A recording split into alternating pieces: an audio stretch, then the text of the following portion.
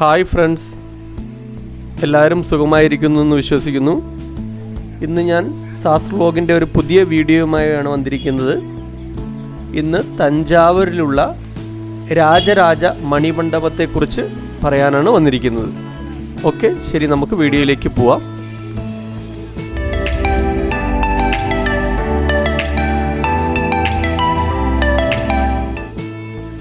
വീഡിയോയിലേക്ക് പോകുന്നതിന് മുന്നേ നിങ്ങൾ ഇതുവരേക്കും സാസ് വ്ലോഗ് സബ്സ്ക്രൈബ് ചെയ്തിട്ടില്ലെങ്കിൽ സബ്സ്ക്രൈബ് ചെയ്യുക. തൊട്ടടുത്തുള്ള ആ ബെല്ലൈക്കണും ഒന്ന് എനേബിൾ ചെയ്ത് വിടുക. ബെല്ലൈക്കൺ എനേബിൾ ചെയ്താൽ നിങ്ങൾക്ക് ഞങ്ങൾ അപ്ഡേറ്റ് ചെയ്യുന്ന വീഡിയോസൊക്കെ അപ്പോൾ നോട്ടിഫിക്കേഷനായിട്ട് വരുന്നതായിരിക്കും. ശരി, അപ്പോൾ നമ്മൾ ഈ മണിമന്ദിരത്തിനെ കുറിച്ചുള്ള കാര്യങ്ങളൊക്കെ ഒന്ന് കണ്ടുവരാം.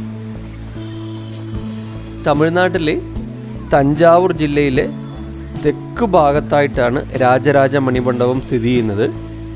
1991 8ാം ലോക തമിഴ് സമ്മേളനത്തിൻ്റെ അനുബന്ധിച്ചാണ് ഈ ഒരു നിർമ്മാണം നടത്തിയിരിക്കുന്നത്.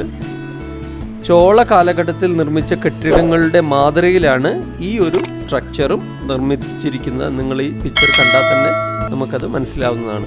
തഞ്ചാവൂരിലെ ഏറ്റവും പ്രശസ്തനായ രാജാവായിരുന്ന രാജരാജ ചോളൻ്റെ 1000ാമത്തെ ജന്മവാർഷികത്തിൻ്റെ സ്മരണയ്ക്കായാണ് 1984 പണികഴിപ്പിച്ച ഈ ഒരു മ്യൂസിയം ഈ ഒരു മണിമന്ദിരത്തിൻ്റെ താഴെയായി നിലകൊള്ളുന്നുണ്ട്. ഈ രാജരാജ ചോളൻ്റെ ഒരു പൂർണ്ണകായ പ്രതിമയും ഈ ഒരു കോമ്പൗണ്ടിൽ തന്നെ സ്ഥിതി ചെയ്യുന്നു.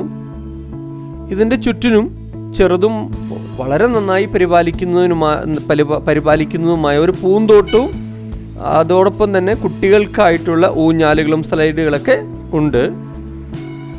ഈ ഒരു ചെറിയ വീഡിയോ ഇവിടെ അവസാനിപ്പിക്കുകയാണ്. പുതിയൊരു വീഡിയോയുമായി ഉടനെ തന്നെ ഞാൻ വരുന്നതായിരിക്കും. അതുവരേക്കും ബൈ, ടേക്ക് കെയർ.